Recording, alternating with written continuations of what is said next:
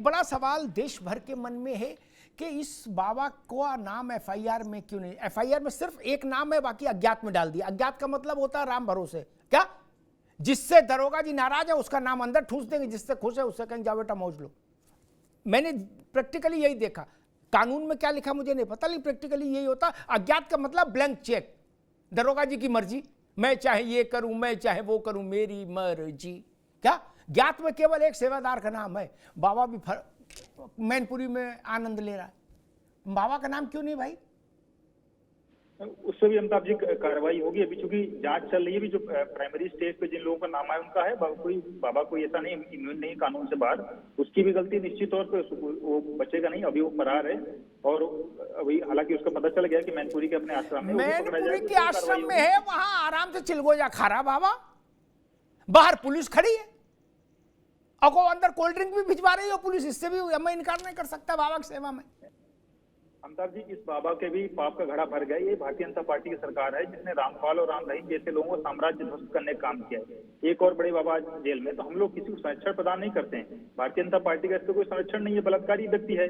और ये तो कानून का मखौल उड़ा रहा था कोविड के समय में, इसने बड़ी सभाएं की। आज ये नजर में आ गया है तो कार्रवाई होगी, इसका भी साम्राज्य ध्वस्त होगा। ये कोई कानून से बड़ा थोड़ा हो गया है। अब देखिए कि कितने 2-4 दिन लगते हैं, कितने दिन लगते हैं। हम इस बात का, ठीक है प्रशांत जी, हम इस बात की प्रतीक्षा करेंगे। हमसे मतलब जनता इस बात की प्रतीक्षा करेगा कि बाबा तक कानून के हाथ कब पहुंचते हैं, क्योंकि जांच होनी चाहिए बाकी लोगों की भूमिका के लिए। उस इलाके का थानेदार, उस इलाके का दरोगा, उस इलाके का एसडीएम, डीएम और कप्तान और बाबा, इनके लिए तो जांच की जरूरत नहीं। प्रेम प्रकाश जी गलत कह रहा, ये तो प्रथम दृष्टया है जिम्मेदार भैया, इनके लिए जांच की जरूरत है क्या? बाबा बवाली है, ओके, कलेक्टर कप्तान ने भूमिका ठीक से नहीं निभाई, या तो उनकी समझ में कमी, तो भी हटाए जाने चाहिए, या उन्होंने इसकी उपेक्षा कर दी। प्रेम प्रकाश जी, एक सवाल आपसे मेरी जहन में आ रहा है।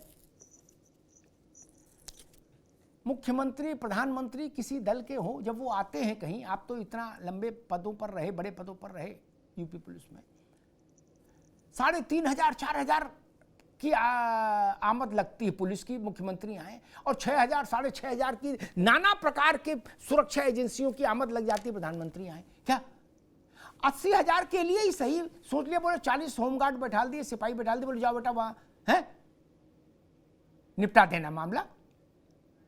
मतलब इससे ज्यादा घोर ना समझिए और कुछ हो सकती है क्या धरती पर? प्रेम प्रकाश जी, फोर्स का डिप्लॉयमेंट जो होना चाहिए था क्राउड कंट्रोल के लिए उतना है नहीं। ये तो अपर्याप्त लग रहा है, क्योंकि जो विजुअल्स अभी तक आए हैं उनमें भी जो वर्दीधारी पुलिसकर्मी है बहुत कम नजर आ रहे हैं। साथ ही इसमें सादा वस्त्रों में भी बहुत सारी ड्यूटी लगाते हैं, क्योंकि ये मामला ऐसा है कि जहां भी ऐसे आयोजन होते हैं जो धर्म गुरुओं से जुड़े हुए हैं, तो उनमें सादा वस्त्रों में काफी संख्या में पुलिसकर्मी लगाए जाते हैं। इससे पहले ये भी देखना होगा कि जब कोई बड़ा आयोजन होता है तो इसमें ब्रीफिंग की जाती है किस स्तर पर। मुझे नहीं लगता कि इस मामले में ब्रीफिंग की गई। पुलिस कर्मियों की, प्रशासन की एक पहले वहां पर आयोजकों के साथ बैठक की जाती है, उसके बाद वहां पर जाकर ये देखा जाता है कि क्या क्या व्यवस्थाएं कर दी गई हैं, कितने समय में पूरी हो जाएंगी, और इसके लिए एक ब्रीफिंग का सेशन किया जाता है पूरे पुलिसकर्मी, मजिस्ट्रेट सभी के लिए जो भी वहां ड्यूटी लगाई गई है। अभी तक ये बात सामने नहीं आई कि इस तरह की कोई ब्रीफिंग की गई थी। उसके बाद फिर डीब्रीफिंग का भी कार्यक्रम होता है। तो ये तमाम, ये ऐसा प्रोटोकॉल है कि स्टैंडर्ड जो ऑपरेटिंग प्रोसीजर है हमारे यहाँ उत्तर प्रदेश में, उसमें कोई भी आयोजन हो जहां पर काफी संख्या में लोग इकट्ठा होने जा रहे हैं, या कोई जुलूस है जहां कोई जनहानि होने की संभावना हो सकती है किसी दुर्घटना को लेकर, तो ऐसी जगह ये सब उपाय यहाँ पर लिए जाते हैं। लेकिन यहाँ मुझे लगता नहीं कि यहाँ इस तरह की ना तो कोई एम्बुलेंस प्रेम प्रकाश जी, मुझे एक व्यक्तिगत अनुभव है। एक ऐसा अवसर आया कि मेरे घर में कुछ एनएसजी सुरक्षा कवच प्राप्त और जेट पर सिक्योरिटी कवर प्राप्त लोग आने को थे, आए तो तमाम किस्म की सुरक्षा एजेंसियां मेरे पास सुबह ही आ गई, भोर होते ही। वो स्थान दिखाइए, घर दिखाइए, आगे का दिखाइए, पीछे के दिखाइए, दाएं का दिखाइए, ये कमरा दिखाइए, वो कमरा हटाइए, यहाँ से बकस हटाइए, यहाँ साइकिल हटाइए, पैसेज क्लियर चाहिए, एक दूसरा पैसेज होना चाहिए, कोई कैजुअलिटी हो तो ऑब्जेक्ट को कैसे लेके पूरा नरा बवाल हो गया था। मैं फेडअप हो गया, मेरे भाई ये कहाँ फंसा दिया क्या आप लोग? मतलब भी जब जनता गरीब गुरबा जाए तो बोले मरो ससुर। क्या अगर सामान्य दरोगा ने भी देखा होता कि जनता भागेगी तो रपट जाएगी, यहां गिर पड़ेगी, तो भी वहां पर रोक होनी चाहिए थी? नहीं,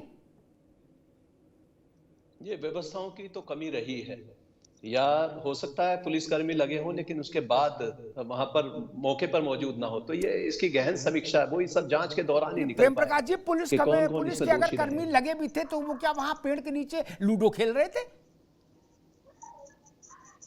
उनको समझ नहीं कि ऐसी जगह पर काम, जहां इतना कीचड़ है, गड्ढा 4 फीट नीचे तक खुदा पड़ा है, उसमें पानी भरा है, क्या ये नहीं दिखा होगा पहले?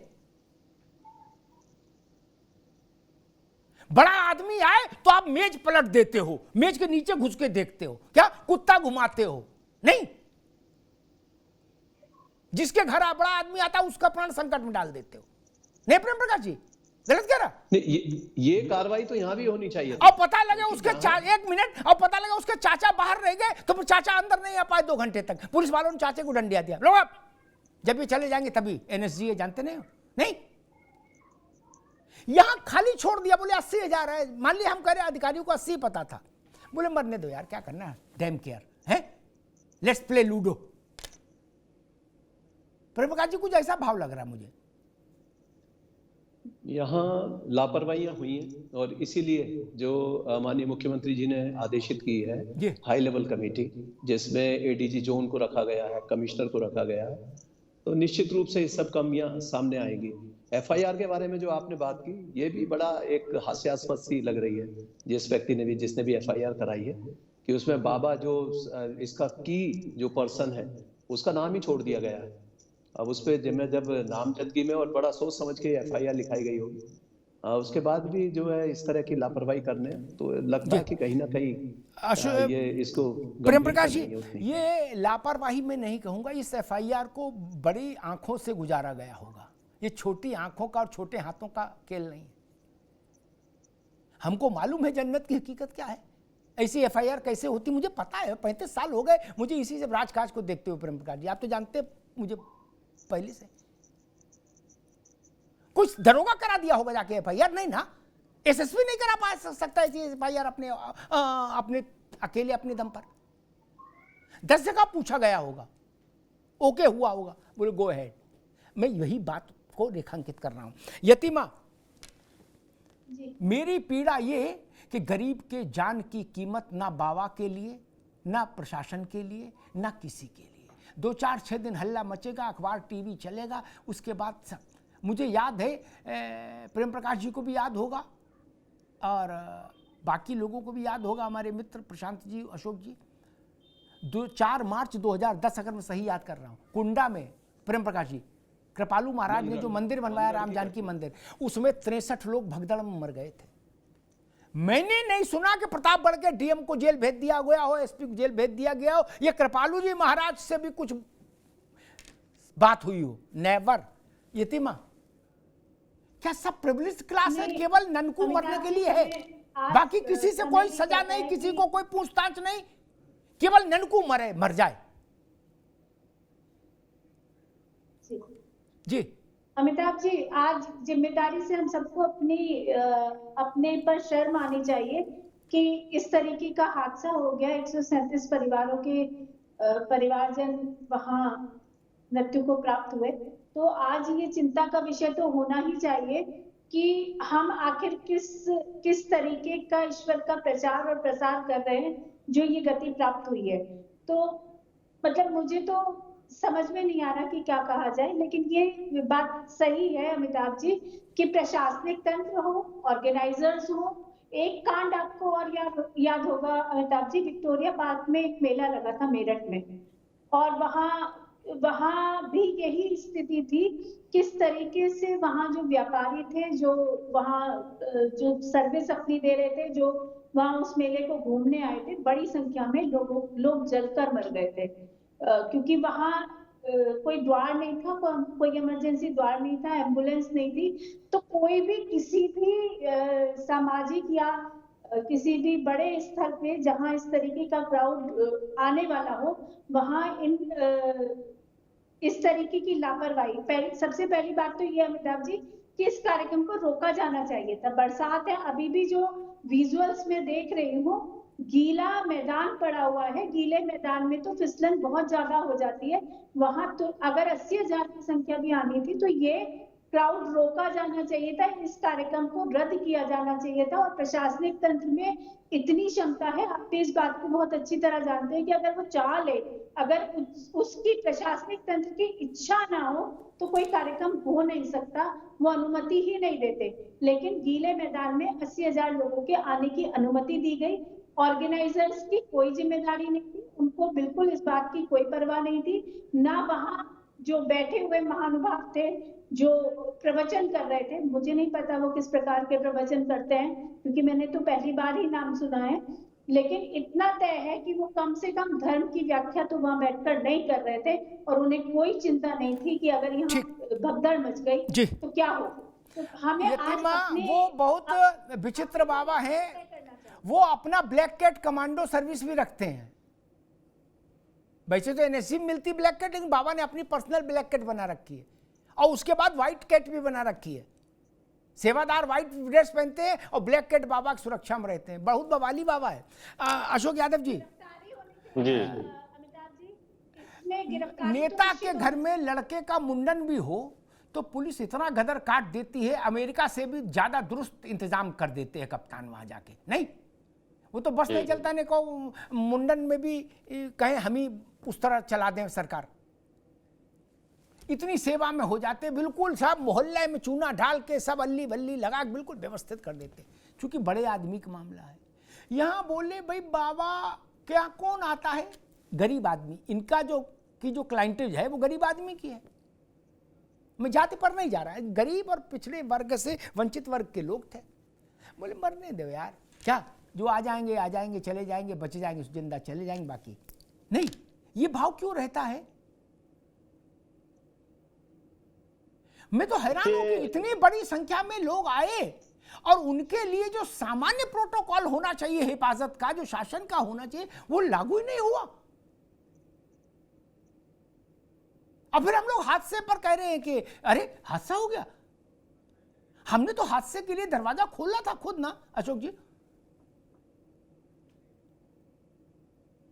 देखिए अमिताभ जी, एक कट सत्य है कि कोई भी राजनीतिक दल हमेशा इस तरह के जो भीड़ को जुटाने वाले जो की पर्सन होता है उसको रिस्पेक्ट करता है। कोई भी राजनीतिक दल हो वो इसलिए रिस्पेक्ट करता है कि इसका हमें पॉलिटिकल लाभ मिल सकता है। वो अपने पॉलिटिकल भविष्य को देखते हुए इस तरह के जितने भी बाबाज हैं, सो कॉल्ड बाबाज, सारे बाबाओं को पॉलिटिकल संरक्षण मिलता है। लेकिन उसके साथ साथ जो साइंटिफिक जो चीजें हैं, अभी हमारे पूर्व एडीजी साहब ने बताया, जो एसओपी का जो प्रोसीजर होता है कि कैसे फॉलो करना है, ये सारी चीजें लोग इसलिए नहीं करना चाहते कि कहीं बाबा को बुरा न लग जाए, कहीं बाबा हमसे नाराज न हो जाए, तो हमारा नुकसान हो सकता है। तो ये सब चीजें, अब आपने बहुत सही सवाल उठाया कि इस तरह की चीजों में जो 2010 का जो आपने प्रकरण उठाया कि कृपालू महाराज जी के ऊपर FIR नहीं हुआ है, जो भी चीजें, ये सारा यही इसी चीज के इर्द गिर्द सुई घूमती है कि अगर हम बाबा को टारगेट करेंगे हो सकता है कि हमारा राजनीतिक नुकसान हो जाए।